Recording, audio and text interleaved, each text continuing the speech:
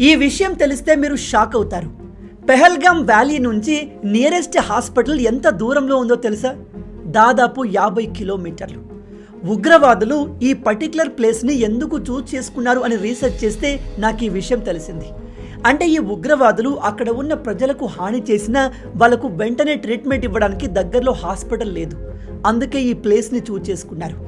పెహల్గాంలో దాడులు చేసిన ఉగ్రవాదులు కావాలని మన ఆర్మీ యూనిఫామ్ వేసుకున్నారు.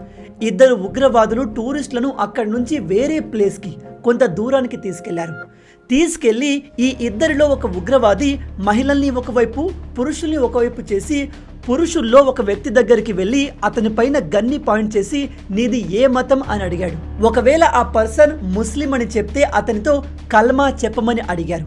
అది సరిగా చెప్పకపోతే అతను ముస్లిమా కాదా అని ఆ టెర్రరిస్ట్కి డౌట్ ఉంటే వెంటనే అతని ప్యాంట్ తీయించి చెక్ చేశారు. దాంతో ఒక వ్యక్తి ముస్లిమా కాదా అనేది క్లియర్గా తెలిసిపోతుంది.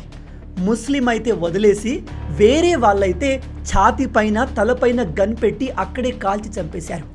భార్య పిల్లల ముందు ఏమాత్రం జాలి దయ లేకుండా ఈ ఉగ్రవాదులు హిందువులను చంపేశారు. దగ్గరలో హాస్పిటల్ కూడా లేకపోవడంతో చాలామంది అక్కడే మరణించారు. ఇలా ఒక మతం వాళ్ళను వదిలేసి వేరే మతాల వారిని టార్గెట్ చేసి దాడి చేసినప్పటికీ చాలామంది ఉగ్రవాదానికి మతం లేదు అని చెప్తున్నారు. నిజంగా ఉగ్రవాదానికి మతం లేకపోతే ఒక పర్టికులర్ మతం వాళ్ళను వదిలేసి మిగతా వాళ్ళను ఎందుకు టార్గెట్ చేసి చంపినట్టు? దీనిపై మీ ఒపీనియన్ ఏంటి? ఉగ్రవాదానికి మతం ఉందా లేదా? మీ ఆన్సర్ని కింద కామెంట్లో చెప్పండి.